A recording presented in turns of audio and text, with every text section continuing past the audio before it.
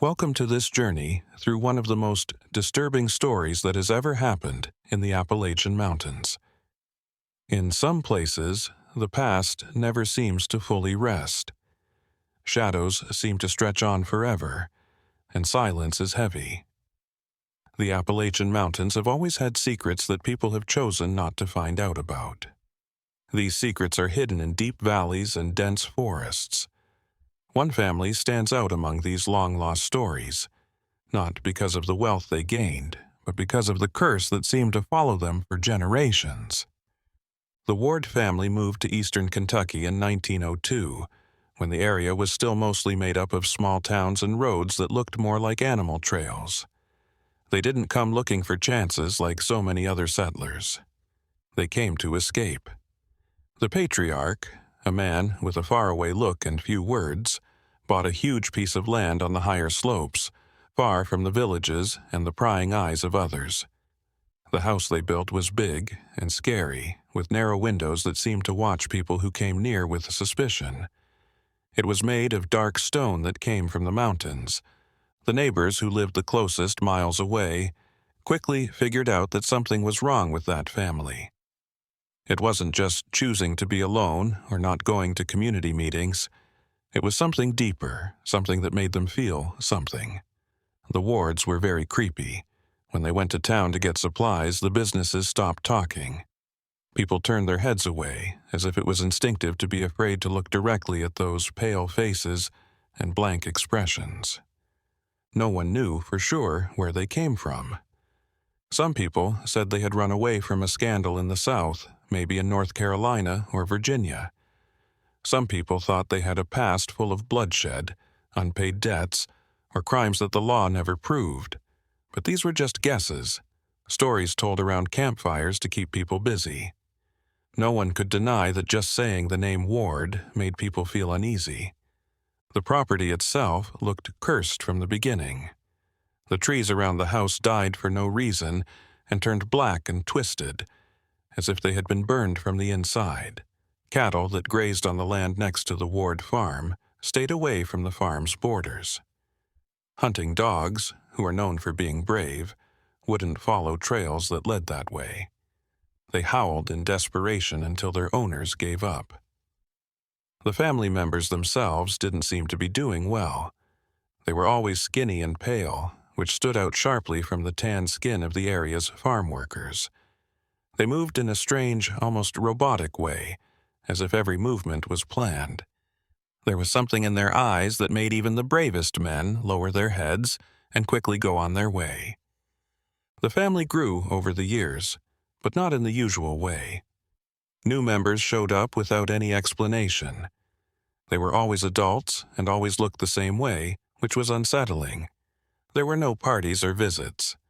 The dark stone house in the mountains was like an open wound in the landscape, always reminding people that some things don't belong in the living world. People started talking about the property when workers who passed by on nearby roads said they saw strange lights there at night. They weren't the cozy lights of lamps or bonfires. They were cold, bluish lights that pulsed like breathing, and they made sounds, chants in languages no one understood, voices that sounded like they were overlapping, making harmonies that were impossible and very creepy. A merchant who was unlucky enough to have his cart break down near the Ward property once told how he had to go to the house for help. For a long time, no one answered when he knocked on the door. When they finally opened it, they didn't let him in. They didn't say anything. They just watched him until he told them what was going on.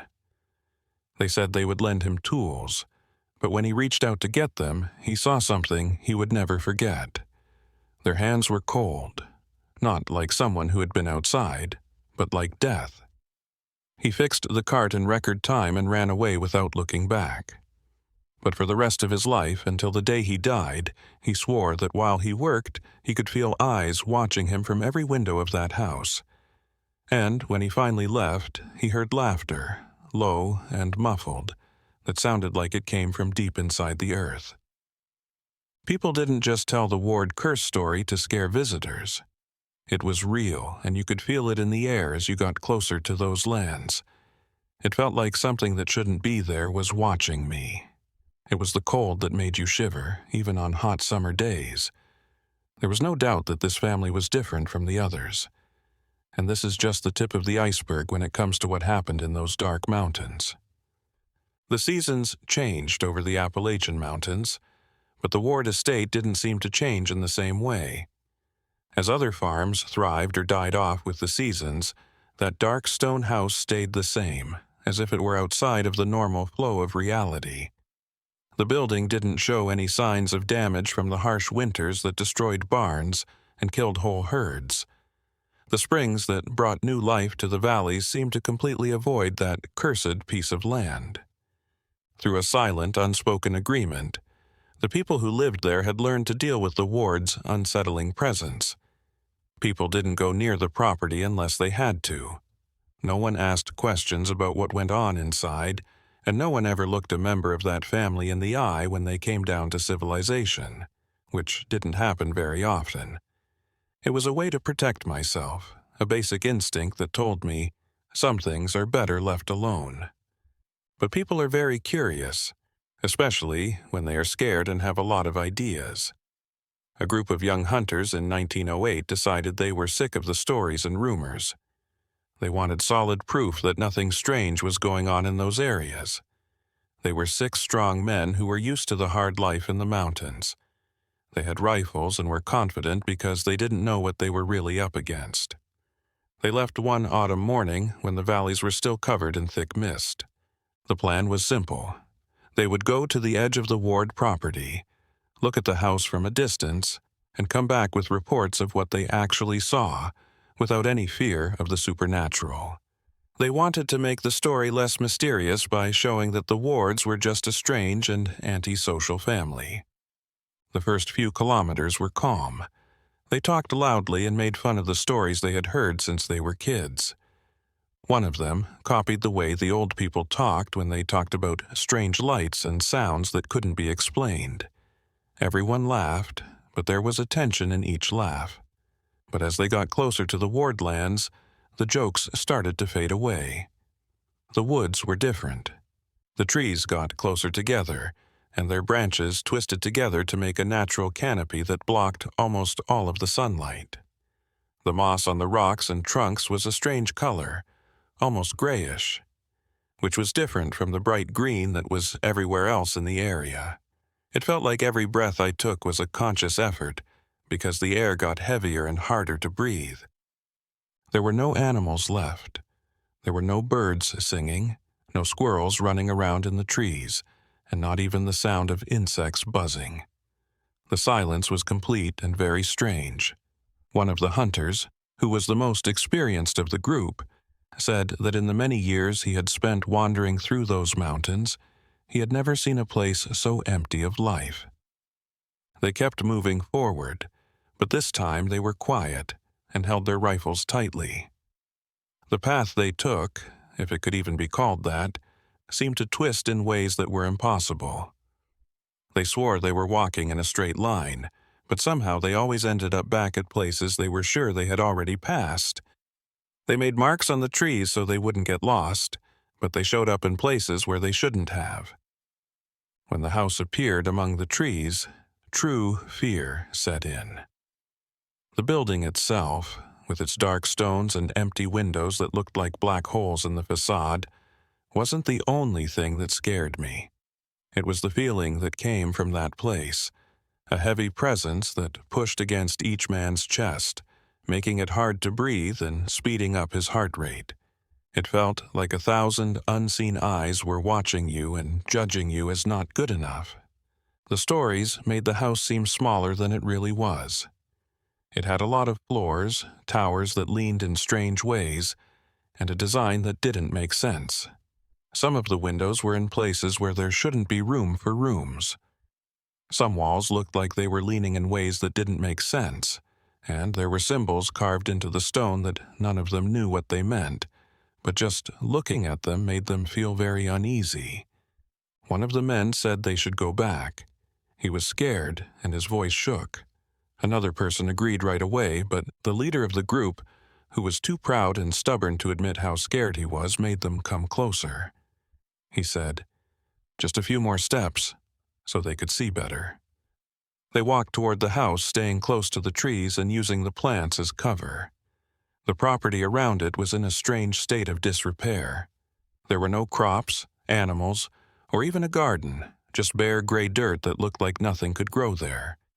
And in the middle of it all was that huge house that looked like it had a life of its own. That's when they saw the first figure, a shadowy shape standing still in one of the upper windows and looking right at them where they were hiding. They were too far away and hidden by the trees' shadows for it to see them, but somehow they all felt like those invisible eyes were staring right at them. More figures started to show up in other windows. They were all still and facing the same way. They didn't move or make any gestures. They just watched with an intensity that could be felt from a distance. Then, as if they had all gotten the same message at the same time, all the figures turned and went inside the house where it was dark.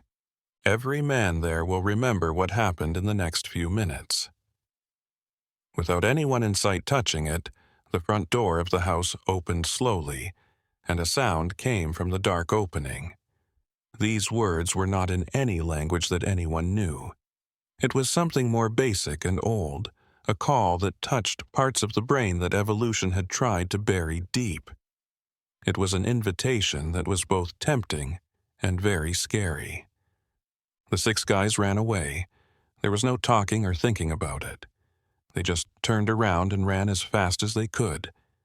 They ran without stopping to check if anyone was following them or looking back. All they could think about was getting as far away from that cursed place as possible.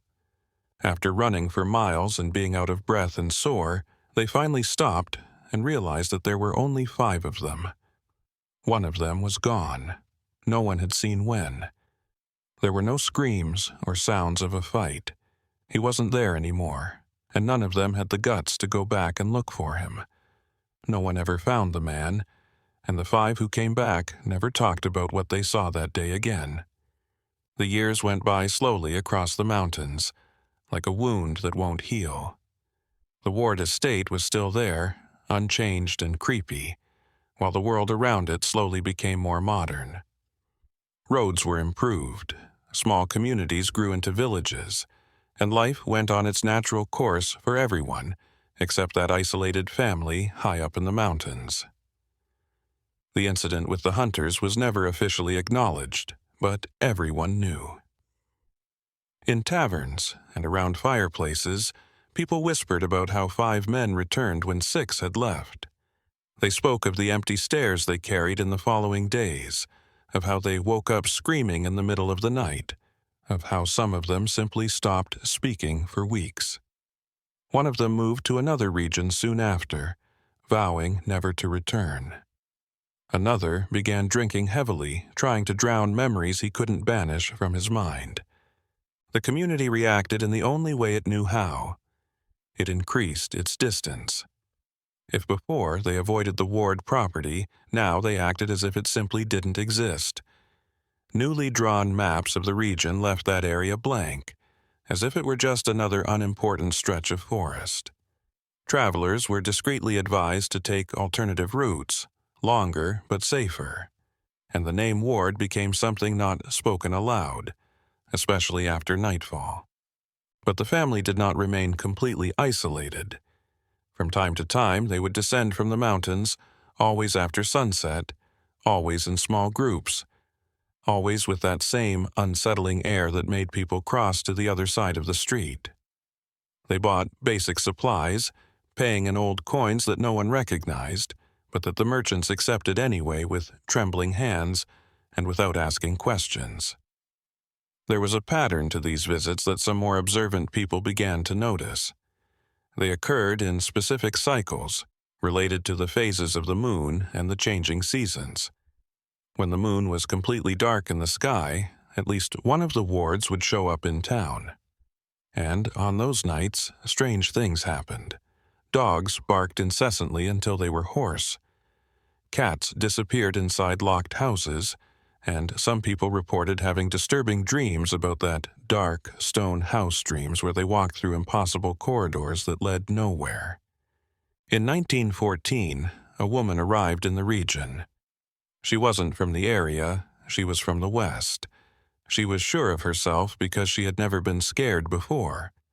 She was a good student and liked old mountain stories and folklore. When she heard whispers about the Ward family, her eyes lit up with academic curiosity. She saw an opportunity to document rural superstitions, to understand how geographic isolation created local mythologies. The villagers tried to warn her, first subtly, then with desperate frankness, but she interpreted everything as confirmation of her theories about mass hysteria and fear of the unknown. She decided she would visit the Ward property, talk to the family, and demystify all that superstitious nonsense. She even laughed when an elder from the village begged her to reconsider, that some doors were better left closed. She set off on a clear morning, carrying notebooks and pens, prepared to take detailed notes. She took food for a few days, a tent in case she needed to camp, and an unwavering faith in human rationality.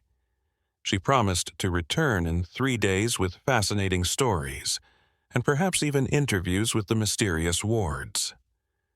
3 days went by, then a week, then a month. She never came back. Some men, feeling guilty for not doing more to stop her, finally set up a search. They weren't as brave as the hunters of old, but they knew more about the real danger they were in. They had more than just rifles. They also had protection symbols given to them by their grandmothers, ancient words whispered over them, and every amulet and talisman they could find. They found her campsite only a kilometer away from the Ward property. The tent was set up perfectly, and her things were neatly arranged, but she wasn't there. The pens and notebooks stayed closed. There were signs that she had spent the night there and then gotten up and walked to the house. They found the tracks she left behind. They walked in a straight line through the dead forest to the dark stone building. A few meters from the main door, the footprints just stopped. There were no signs of a fight, like drag marks. It was as if she had stepped out of existence. But there was something different about the door to the house. There was a symbol carved into the dark wood that had never been seen before. The men couldn't look at it directly. Every time they tried, they felt sick and had a sharp pain behind their eyes. The design was impossible. Lines crossed in ways that shouldn't be possible in 2 dimensions, and words in a language that seemed to change every time they tried to focus on it. They ran away again. But this time, they brought more than just fear. They were completely sure that the Ward family wasn't human, at least not completely. Maybe they never were. Stories spread to other areas. People who traveled told the stories to people in other parts of Kentucky and then to people in nearby states. People who talked about the occult and things that couldn't be explained started to talk about the house in the mountains. Some people said that the Wards were protectors of secret knowledge. Some people said they were prisoners of something even worse, stuck in that limbo between life and death. Some people said to burn the property down to get rid of that cursed place for good. But every time a group got together with that goal, something happened. Someone got sick all of a sudden. An accident stopped them from leaving. Or maybe it was just that everyone woke up at dawn with the feeling that this was a terrible idea, and that messing with the Wards would have much worse effects than just leaving them alone. The house stayed there, decade after decade, generation after generation, always there, always watching, and always waiting. The Wards stayed in their strange state, which was neither fully alive nor fully dead, and the curse that surrounded them seemed to get stronger every year. No one else came to see them. No one else asked about their nature. People in the area just got used to having that cursed family around, like people do when they see a storm coming in the distance. You know it's there and that it's dangerous, but you can act like it doesn't exist as long as you don't get too close. But on nights when there was no moon and the wind blew from the mountains, bringing that strange cold, everyone locked their doors very carefully. If they heard distant chants echoing through the valleys, they just covered their ears and prayed for morning to come soon. The curse that the Ward family had wasn't just theirs, it was also the curse of everyone who lived near those mountains. The world kept going, and changes came to even the most remote parts of Appalachia. But the Ward estate stayed the same, a fixed point in time that held something old and terrible to the living world. Years piled up on that cursed land like dust on a grave that had been forgotten. The winter of 1923 was especially harsh in the area. The snow was so heavy that it cut off some towns for weeks. The ice was too heavy for trees that had been around for hundreds of years.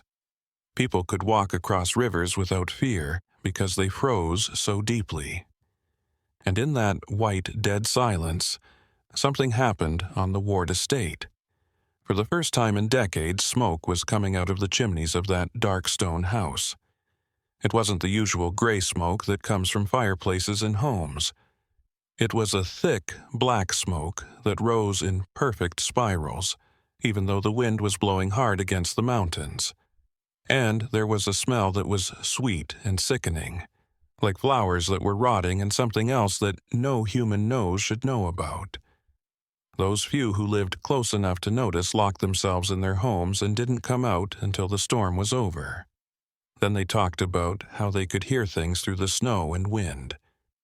These weren't the usual chants that could be heard coming from those places. They were different. It was laughter, many voices laughing together in a perfect and completely scary harmony that went on for 3 days and 3 nights without stopping. When spring finally came and the snow started to melt, it showed something strange around the Ward property. The plants had all died in a perfect circle. The trees that made it through that harsh winter were black and twisted, like they had been burned from the inside. There were no green sprouts on the ground, and there were footprints, hundreds, maybe thousands of the same kind, making complicated patterns in the snow that hurt the eyes of anyone who tried to figure them out. But what wasn't there was even more disturbing than what was there. All the animals that used to live there were gone. There were no dead animals and no signs of migration. It was as if the animals had been erased from reality and were no longer in that area. Around this time, people all over the region, not just those who lived near the Ward property, started having dreams. Many people said they had the same nightmare over and over again. They dreamed that they were walking toward that dark stone house, but they couldn't stop themselves from doing so. The door would open on its own, and they would walk into long hallways lit by a blue light that pulsed. There were doors at the end of each hallway, so many doors, and behind each one, something watched and waited to be let out. People woke up screaming and covered in cold sweat, feeling terrible because they thought it was just a dream. They thought that while they slept, part of them had really been to that place, and worse, they had brought something back with them. A pastor from the area, who was very religious and brave, decided he needed to do something. He got a group of people to follow him, armed himself with holy books and protective symbols, and said he would go to the Ward property to fight the evil that lived there. He really thought that his faith would be strong enough to drive out any darkness, and that the right words and true conviction could make that cursed land clean again. They left at dawn, singing hymns and carrying crosses made of holy wood. There were 12 in total, and they were chosen because they were dedicated and determined. Some people in the community were hopeful as they watched them leave, while others were sure they would never see them alive again. At noon, the group got to the edge of the Ward property.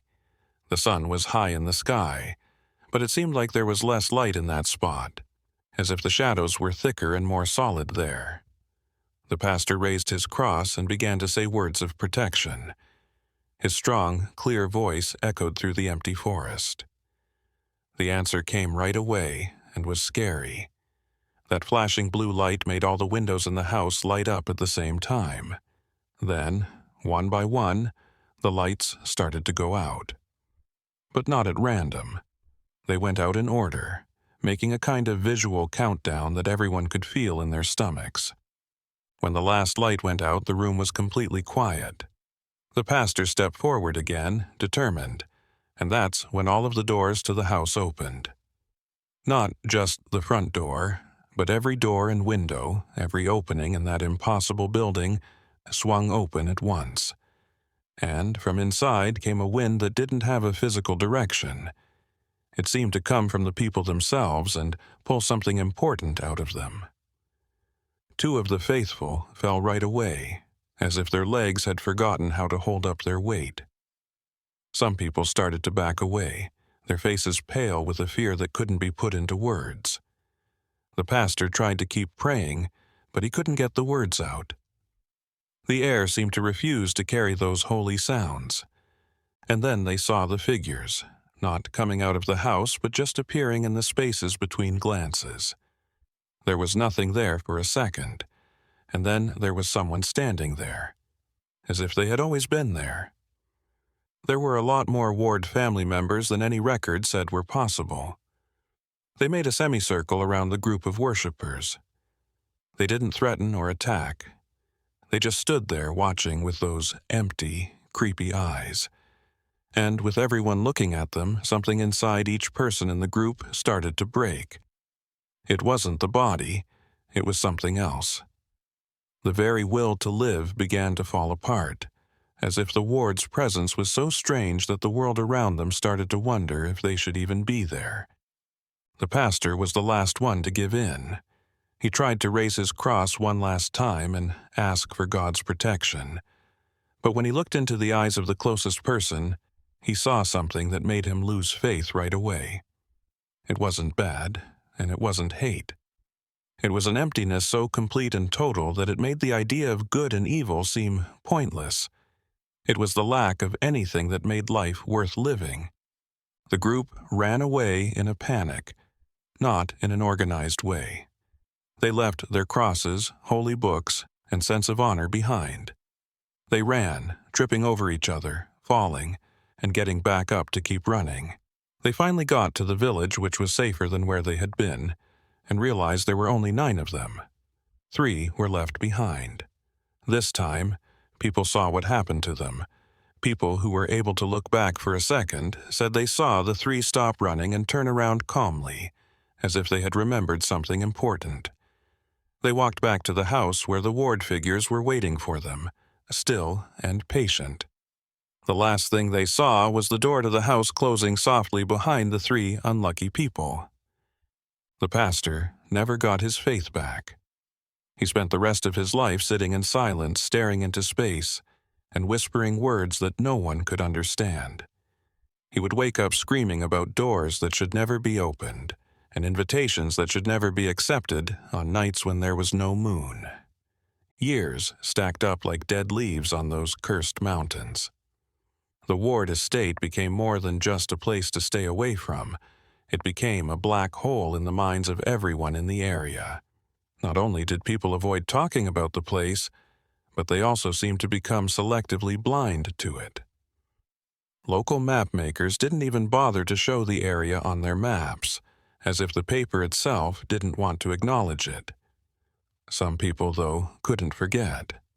People who had lost someone to that dark stone house always felt heavy, and time didn't make it any easier.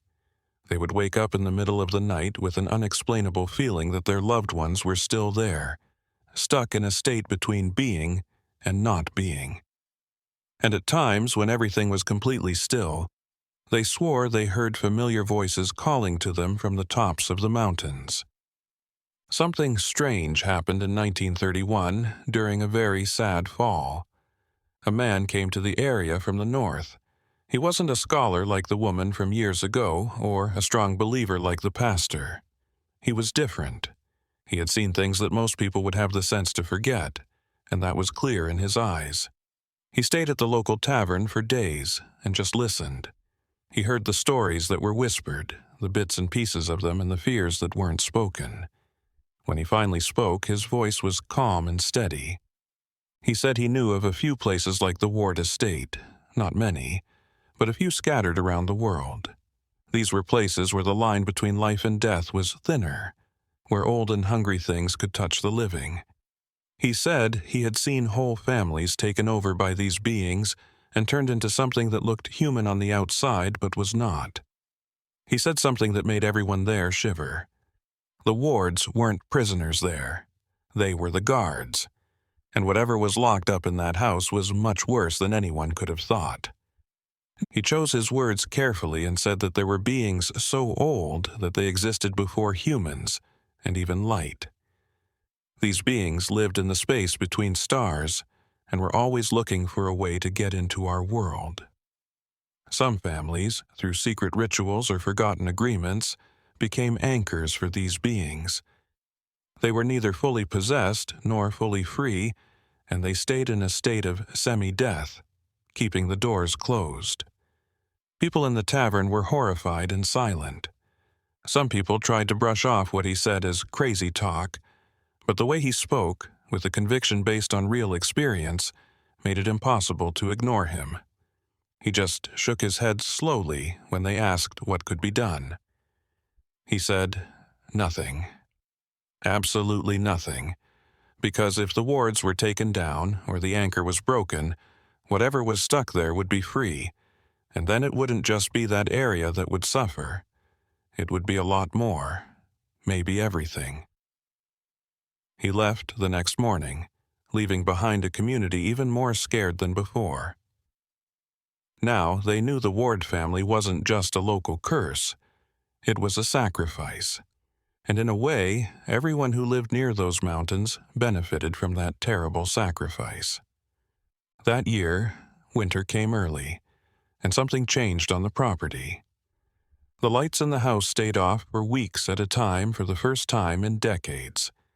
There was no smoke coming out of the chimneys, and nothing was moving. It was as if the place had finally died and become just another empty building in the mountains. Some people dared to hope. Maybe they thought whatever had kept the wards there was finally over. Maybe the curse had ended on its own, worn down by the years. But the older people, who had lived their whole lives in that shadow, knew it wasn't true. This was just a phase, a break before something worse happened. They were correct. The house woke up in a different way when spring came. This time, the wards started to move, but not down from the mountains or toward civilization. They moved around the property. Through the windows, you could see figures moving in certain ways, doing some kind of ritual that lasted for days. And every night, that blue light that pulsed got brighter and brighter until it could be seen from miles away in the village. People started to see things, not just in their dreams, but also while they were awake. They would look at the horizon and see that house as it really was for a moment. Not a building made of stone and wood, but something that existed in more than one dimension at the same time, an impossible structure that stretched in ways that shouldn't exist. They could feel what was inside, its hunger, its age, and its never-ending patience. A man from the village who was an artist and had always been proud of his ability to paint the world tried to paint what he saw. He worked non-stop for days, mixing colors that weren't on his palette and making shapes that hurt people's eyes when they looked at them. He immediately tore up the canvas when he was done. He only said that some things shouldn't be shown and that making them look real would make them more real. And then, on a night with no stars, something strange happened. Someone came out of the ward house when the door opened. He wasn't any of the family members they knew. He was a new person they had never seen before. And he began to walk, not quickly, not hastily, but with absolute determination, descending the mountain towards civilization. Panic spread faster than wildfire in a dry forest. Families locked their doors, closed their windows, and turned off their lights. Some fled during the night, carrying only what they could carry, vowing never to return. Others simply waited, praying to whatever power would hear them. The figure walked down the village's main street. Its clothes were from another century, worn but not torn, covered in a dust that seemed older than the earth itself. Its face was pale as wax, its eyes fixed on some distant point, and where it stepped, the earth darkened, the plants withered instantly. He stopped in front of the tavern. He stood there for long minutes, just staring at the closed door, and then he spoke. His voice was multifaceted, as if several people were speaking in unison, slightly out of sync with each other. The words were English, but pronounced strangely, as if the language were something that had to be remembered. He said just one sentence, a sentence that was heard by everyone hiding in their homes, no matter how far away they were, a sentence that echoed not only in their ears but directly in their minds. "The time is coming." And then the figure turned and walked back toward the mountain, slowly, methodically, until it disappeared into the darkness. The door of the house closed behind it with a sound that reverberated through the valleys like silent thunder. No one slept that night, and in the days that followed, many packed their bags and left, because now they knew whatever was happening in that dark stone house was coming to some kind of conclusion, and none of them wanted to be around to find out what it meant. The warning echoed through the following years like a funeral bell that never stops tolling. The people who stayed behind, those who were brave or foolish enough to leave their home, had to deal with a new kind of fear. It was no longer the fear of the unknown, but the dread of waiting. Something was on the way, and the only question was when. The seasons continued their eternal cycle, but now each change in the weather brought added tension. Is this winter? Would this be spring, when everything would finally fall apart? People became obsessively vigilant, watching the Ward estate with morbid attention, searching for signs, for patterns that could predict what was to come. In 1937, during a sweltering summer where the heat seemed to force the air out of one's lungs, the house began to emit sounds. These weren't the usual chants that occasionally echoed from the mountains. It was something more mechanical, more deliberate, like gigantic gears turning inside the earth, like immense clocks marking a time that didn't correspond to the normal world.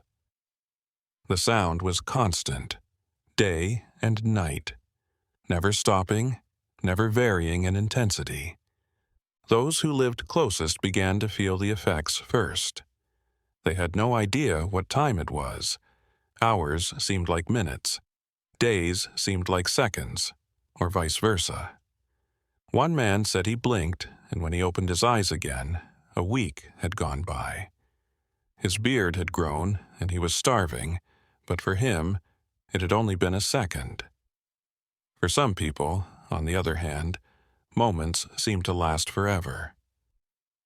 They looked at a clock and saw the second hand drag so slowly it seemed never to move. They lived entire lifetimes between each heartbeat, aging inside while their bodies remained trapped in normal time. The line between sleep and wakefulness began to blur. People had full conversations with individuals who later swore they had never been there. They would wake up in different places from where they had fallen asleep, with no memory of having moved. And always, always, that sound of gears continued, coming from the depths of the mountain where the Ward house clung to reality like a parasite. During this time, the animals started to come back, but they weren't the same ones that had run away years before. They were distorted versions of themselves, with flaws that were hard to put into words, but impossible to ignore. Deer with eyes that were like perfect mirrors that reflected light, birds that flew in shapes that don't make sense, rabbits that moved in such a way that it looked like they were all being controlled by one mind. They all came to the Ward property, and there were circles and circles of creatures standing still and staring at the house. They didn't talk to each other, eat, or sleep. They just stood there, as if they were waiting for a sign or an order to come from inside that cursed building. A hunter who was still brave enough to go into the mountains said he shot one of the deer, but it was more out of instinct to protect himself than a desire to hunt. The bullet hit it perfectly, and it should have died right away, but the animal just slowly turned its head toward the hunter. There was no blood, no visible wound, just that empty, unsettling look. Then all the other animals turned their heads at the same time, and hundreds of eyes were on the man who had dared to break the silence. He let go of his gun and ran away. He later said that for days, even inside his locked house and in the sun, he could feel those eyes on his back. He promised that he would never go back to those mountains, even if he died of hunger. The plants on the property also started to change. There were trees that had been dead for years that suddenly started to grow leaves. The leaves were black or so dark green that they looked like they absorbed light instead of reflecting it. And they grew in a certain way.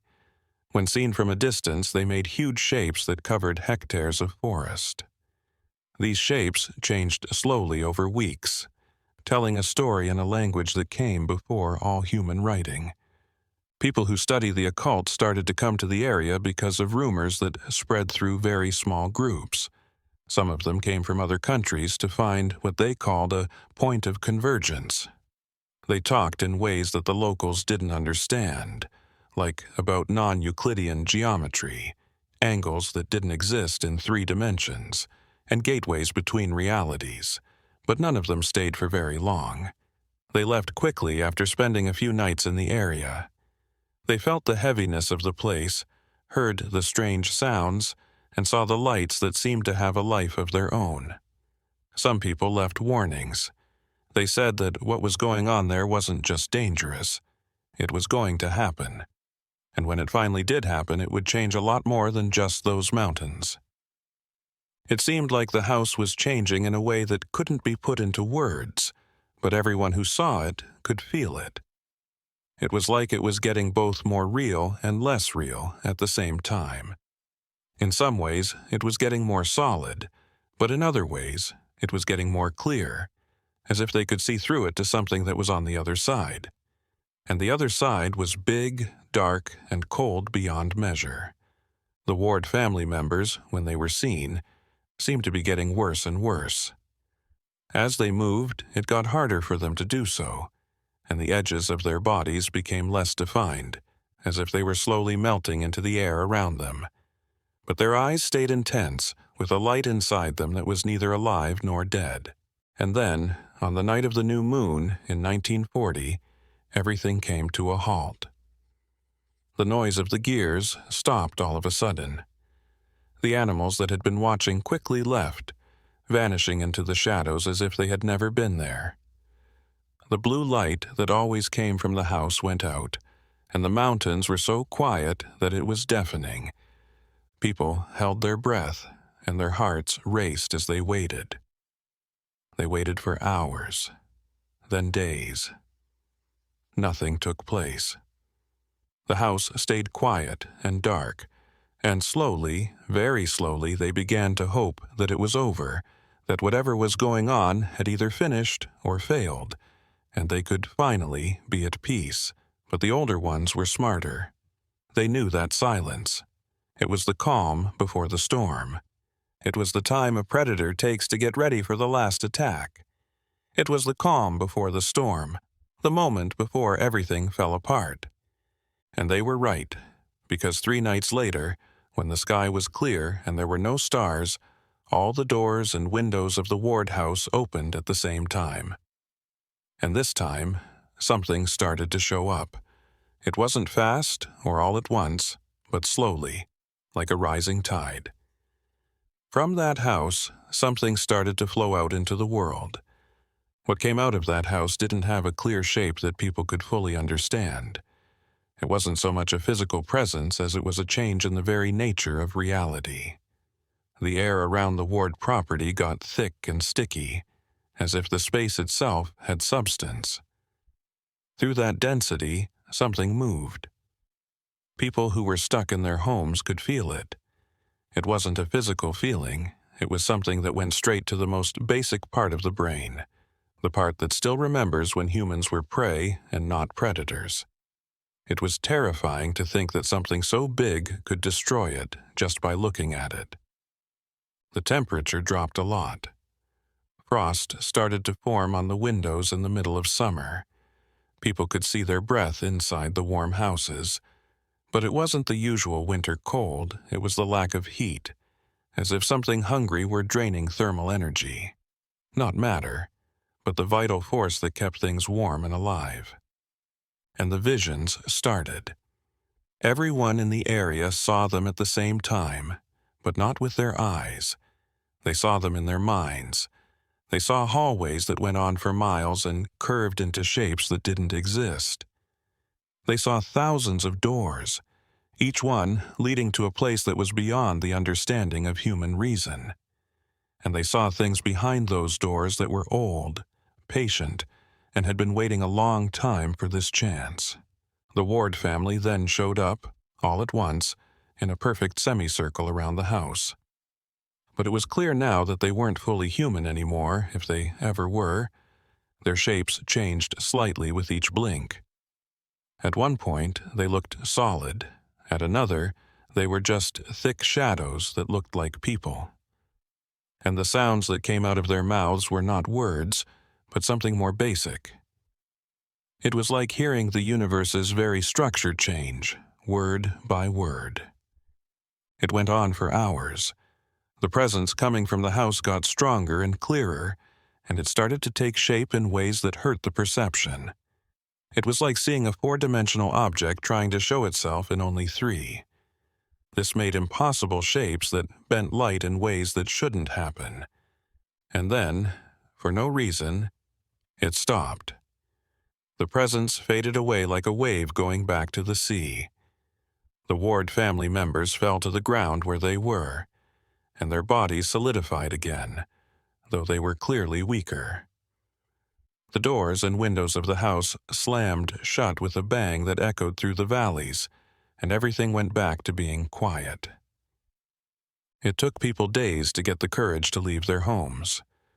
When they finally did, they found that the world had changed in small but clear ways. The colors looked a little different, as if the visible spectrum had changed a little. The shadows fell at angles that didn't match where the sun was, and time moved in strange ways, sometimes too quickly, sometimes too slowly, but never the same. People who tried to leave the area found something strange. The roads seemed to take them in circles. No matter how carefully they drove, they saw familiar landmarks in the wrong places. Short trips turned into long ones, and long trips ended much sooner than expected. It was like geography had been twisted and tied up in knots that people couldn't see through. They were stuck, not by walls or fences, but by something much more basic. The truth about the Ward estate had changed, and it had become like a maze where all the exits led back to the center. And in the middle was the dark stone house, which pulsed softly with light from within, like a heart that wouldn't stop beating. The years that came after were strange in ways that can't be put into words. Time became flexible and changeable. People got older at different rates. Some people woke up with gray hair. Some people stayed inexplicably young, even though calendars said decades had gone by. There were times, more and more often, when the past and the present seemed to be in the same place. People from the past were seen walking around. The hunter who had gone missing decades ago was seen many times, wearing the same clothes and doing the same things over and over again, as if he were stuck in time. The scholar who never came back would sometimes show up at the edge of the forest, always writing in her notebook and looking at the Ward house with a mix of interest and fear. It was no longer possible to consistently map the house itself. When I tried to draw or take a picture of it, the pictures were all different. There were small differences in how each observer saw the windows, doors, and towers. It was as if the structure existed in more than one state at the same time, and each person's unique view of it collapsed only one version of it into what they could see. The Ward family still lived in a strange way, but they were rarely seen outside of their home. When they did show up, it was only as silhouettes in windows, standing still for hours, and watching something that only they could see. And on the darkest nights, their voices could be heard again, not singing, but reciting. They would recite long lists of names in dead languages and tell stories about places that were never on any map. The people in the community, stuck in that warped reality, did the only thing they could to survive. They made up their own small superstitions, rituals, and habits that they thought would keep them safe. They didn't go outside after dark. They kept fires going in every house, even when it was hot outside. They didn't want to look directly at the Ward house. Instead, they preferred to see it through mirrors or water. And they learned how to spot the signs. They knew they should hide when the air got especially thick, when shadows started to move on their own, and when they heard the sound of distant gears again. They should lock the doors, cover the windows, and wait for that time to pass without anything trying to get to them. The Ward family had kept a secret, but now they knew the truth. It was no longer completely hidden. Little bits of it were always leaking out, changing the world around them. And every leak left behind permanent marks, changes that couldn't be undone. It was no longer a question of if something bad would happen, but when the containment would completely fail and that huge, old presence would finally be able to fully show itself in this world. What would happen to those stuck in its shadow, unable to get away, forced to watch the birth of something that should never have existed? The house waited, as it always had and always would. And deep down in its impossible foundations, something breathed, slowly getting stronger until it was time to let it go. The fabric of reality around the Ward estate kept coming apart, thread by thread, like an old tapestry that was coming apart because of something that shouldn't be there. The community trapped in that pocket of distorted space now lived in a perpetual state between the world they knew and something entirely different. It was like being in two dimensions at once, but never fully in either. The seasons didn't mean anything anymore. There was snow on days that should have been warm. In what looked like the middle of winter, flowers started to bloom. The sun would rise and set at random times. Sometimes it would stay in the sky for days on end, and other times it would go away for so long that people forgot what it was like to be in the light. The moon also showed phases that didn't match any known cycle, as if it were following a calendar from a world that was completely different from ours. The people who lived there started to realize that their own memories were not as reliable as they used to be. They remembered things that other people said had never happened. They forgot things that should have stuck with them. And it got worse. They started to remember lives they had never lived, places they had never been, and people they had never met, as if the lines between different realities were getting blurry, and pieces of other versions of themselves were leaking through the cracks. One morning, a blacksmith in a village woke up knowing all the metallurgical techniques that didn't exist at the time. He could make things with impossible properties, like metals that changed temperature without a heat source and tools that seemed sharper than physics should allow. He didn't know where these memories came from, but they were as clear as anything from his real life. They were memories of a forge that didn't exist in this world, of a master who was never born, and of a time that might never come. A seamstress found that she could see patterns in everything, not just fabrics. She could see patterns in the way the clouds moved, the way people walked down the street, and even the way stones were arranged on the ground. And these patterns told stories about the past, the future, and other realities where different choices had been made. She wanted to stop seeing them, but she couldn't. The patterns were everywhere, and she had to read them all the time. The Ward house was the center of everything, both in terms of location and meaning.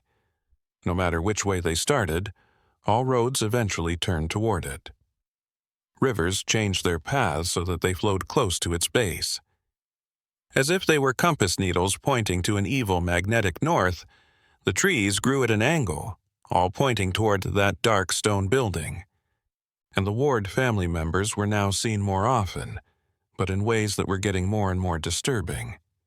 They showed up in a lot of places at once. You could see the same person in the window of the house and walking through the woods at the same time. Or they talked to people in their dreams while their bodies stayed still in the house, as if they had gone beyond the limits of being in one place at one time. When they talked, their voices echoed in strange ways. People could hear whispers from miles away, but shouts sounded muffled even to people who were right next to them. And what they said didn't always make sense in a straight line.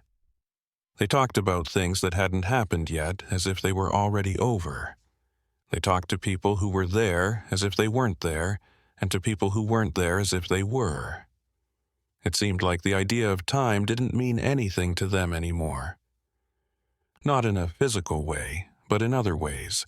The property itself started to grow. It got bigger, not in meters, but in layers of reality. Places that were clearly far away from the house suddenly became part of it. One morning, a family that lived far away woke up to find that their house was now somehow inside the Ward property, even though it hadn't moved an inch. In short, the space had been folded and rearranged, and now that piece of land was under the control of that old presence. People who were stuck in that warped reality started to get strange powers, or maybe they were curses. Some people could see through walls, but they couldn't choose when it happened. Their vision changed randomly between normal and this expanded vision, which showed not only what was physically on the other side, but also what had been there in the past and what might be there in the future. People could hear thoughts, but not clearly or in a way that was helpful. It was like picking up radio signals from many stations at once. Thoughts of living people mixed with echoes of minds that no longer existed, along with something else. Something huge and impossible to understand that thought in ways that the human mind couldn't understand. A man found out that he could walk through doors and end up in places that were very different from where he was on the other side. He would go through the door of his house and end up in the woods. He would go into a barn and come out in a cave that shouldn't be there under those mountains. Space was no longer a smooth surface. Instead, it was a patchwork of places sewn together in ways that didn't make sense with any known geometry. The line between the living and the dead also started to get blurry in a scary way. People who died years ago sometimes appeared, not as ghosts, but as real people who looked alive. They talked to the living as if nothing had happened, not knowing that they were dead. When asked, they got confused and said that everyone around them seemed strange, and like they were only half alive. Maybe they were both right. Maybe in that place where reality had changed so much, ideas like living and dead had lost their true meanings. Maybe everyone was now in some kind of middle state, not fully present in any one reality. The house made a sound that everyone could feel, even if they couldn't hear it. It wasn't so much a sound as a vibration that shook the bones, teeth, and even the spinal fluid. It was a rhythmic pulse that seemed to sync up with heartbeats, making hearts all over the area beat at the same time, controlled by some invisible metronome inside that cursed building.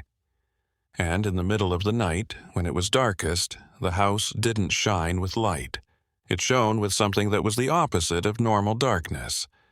It was a black light, if that makes sense, an anti-light radiation that made the night seem even darker around it and deepened the shadows.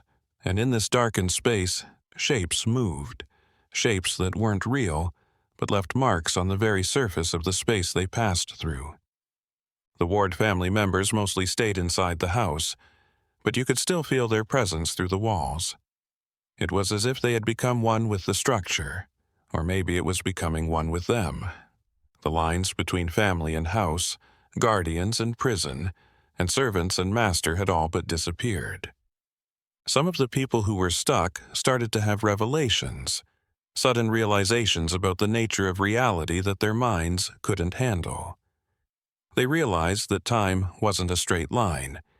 It was a complicated, multidimensional structure where the past, present, and future all existed at the same time.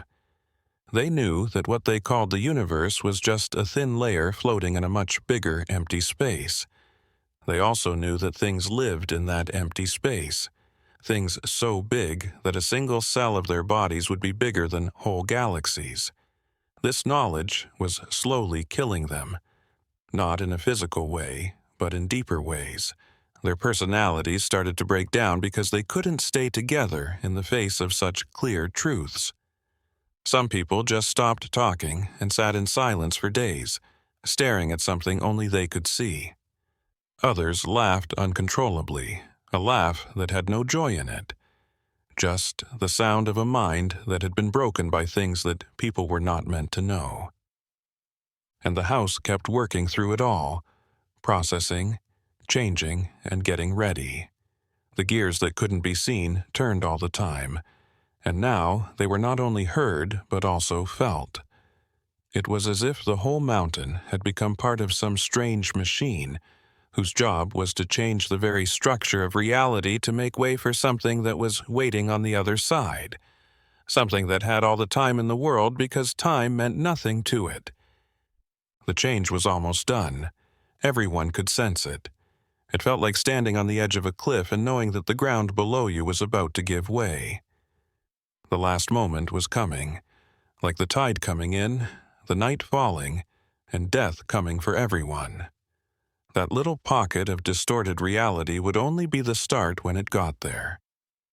It was the first crack in a huge dam. Once it broke completely, nothing could hold back the flood that would come after. The final breaking point approached like a storm that could be felt in the bones days before it arrived. The Ward estate, that open wound in reality, now pulsed with an intensity that made the very air tremble. It wasn't a physical tremor that could be measured or recorded, but an existential vibration, as if the universe itself were reconsidering whether that place should continue to exist. The inhabitants of the region now lived in a state of constant transition between worlds. For a while, they were in their own homes, with things and people they knew all around them. The next, those same houses seemed different. The walls were at odd angles, the furniture was in places that didn't make sense, and the people around them had faces that were both familiar and strange at the same time, as if they were slightly different versions of themselves. Even people who were trying really hard not to think about the Ward house couldn't ignore it anymore. It was like an invisible weight at the center of every thought that everyone had to deal with all the time. And now it called, not with words or sounds, but with an invitation that spoke directly to the most basic part of the human brain. It was an invitation that was both tempting and terrifying. People started to walk toward the property without even knowing it. They would wake up from their distraction to find that they had walked for miles. Their feet were bleeding, their clothes were torn by branches, and they had no idea how they had gotten there. And they always stopped at the same place, right at the edge of the Ward property, as if there was an invisible line they couldn't cross yet. Not yet. The Ward family members started to show up in more and more abstract ways. They were no longer people, but patterns of light and shadow that looked like people without actually being people. They went through walls like they were made of fog. They showed up in reflections where there shouldn't have been anything to reflect, and their voices came from all directions at once, or from none at all, echoing right into the minds of people nearby. They talked to each other now, not with words, but by sending ideas and feelings directly to each other. People didn't hear words when they talked. They understood what they meant, and the meanings were disturbing. They talked about the end not as destruction, but as change. They said that the reality everyone knew was only one of many possibilities, and that soon other possibilities would start to mix with it, making something completely new and impossible to understand. The forest around the property had become a place where things didn't make sense. Trees grew both up and down. Their roots went up to the sky and their branches went down to the ground. People who thought they were going straight ahead found themselves back at the beginning of the path because the paths bent back on themselves. And there were places between the trees where the eye just couldn't focus. There were gaps in vision where something was there but couldn't be seen by the human eye. The animals that had come back earlier now made strange groups. Predators and prey sat next to each other without paying attention to each other. Birds sat perfectly still in geometric shapes for hours, with their heads all turned at the same angle. And they all looked at the house, always the house, as if they were waiting for a sign that only they could see. Not just the clouds or the weather had changed. The light that came through the atmosphere had changed as well. It was a light that looked like it came from more than one place at once, making shadows go in strange directions. And the stars were wrong at night. Constellations that weren't on any astronomical map came and went. Lights moved across the sky in ways that made it look like they were intelligent, but an intelligence that was so strange that looking at it for too long made people dizzy and sick. Something was being finished inside the house. The process that had taken decades, maybe even centuries, was finally coming to an end. The walls now shone with that constant anti-light, and shapes could be seen moving through the windows and hallways that were clearly much longer than the house's outside dimensions would allow. It was like looking into an endless space that had been squeezed into a small space. The way it looked was so strange that it made people's noses bleed if they looked at it for too long.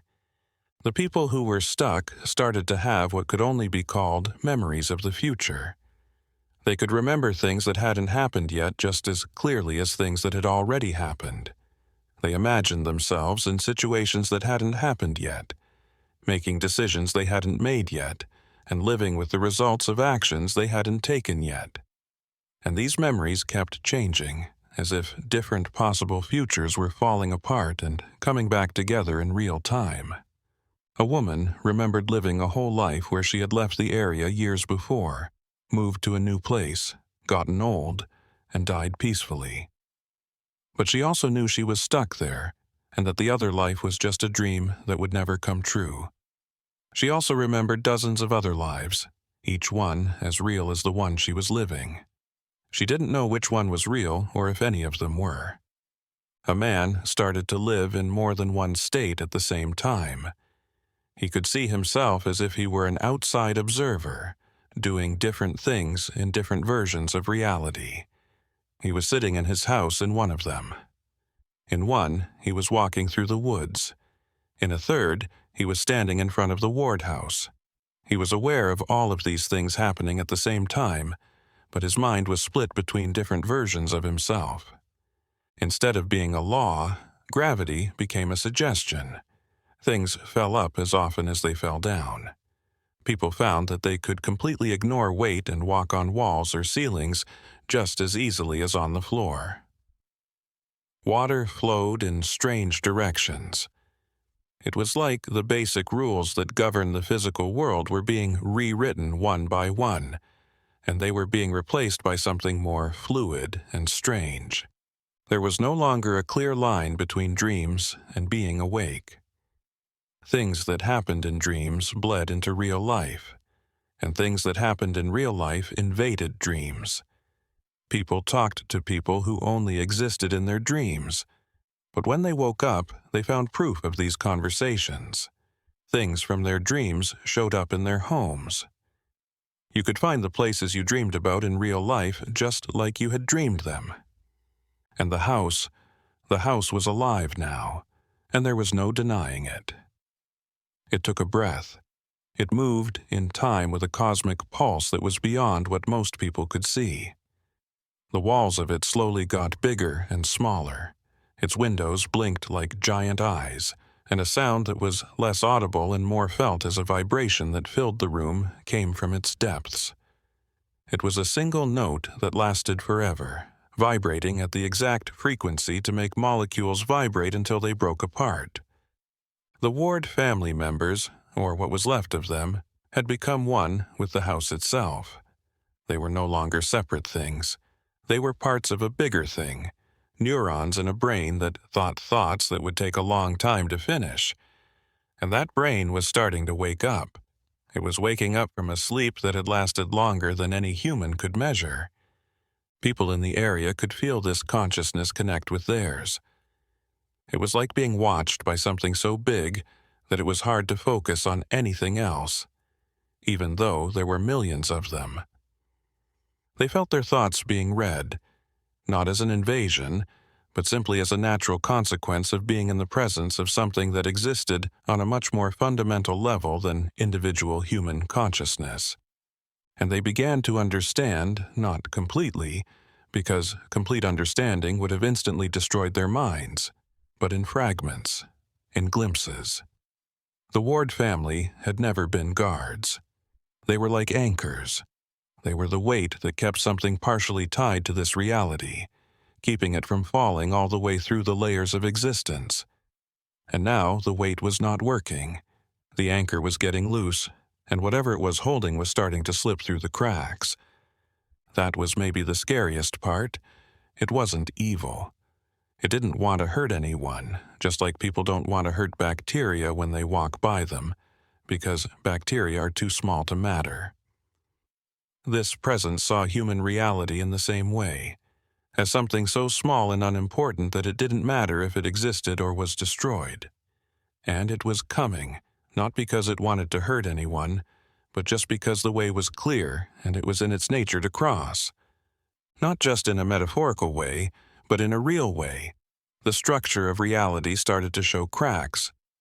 Lines appeared in the air like glass breaking, and through these cracks you could see beyond seeing the infinite void, where things that weren't things existed in states that weren't states. Seeing colors that human eyes can't see, seeing dimensions that went in ways that Euclidean geometry didn't allow. And everything came together at that dark stone house in the Appalachian Mountains, where the Ward family lived, and what they had preserved and served and become. The time was coming, not in days or hours, but in heartbeats, breaths that were getting harder and harder to take. Things were about to get different in the world, not just that area or those mountains, but everything. When reality breaks at one point, the cracks spread, and what leaks through a crack looks for more places to get in. And once it starts, you can't stop it. You can only adapt to it and survive. The last moment came, not with a bang or a disaster, but with a sigh, as if reality itself had let out a breath that had been held for an infinite amount of time. The Ward House, a dark stone building that had haunted the mountains for generations, just stopped. The steady pulse stopped.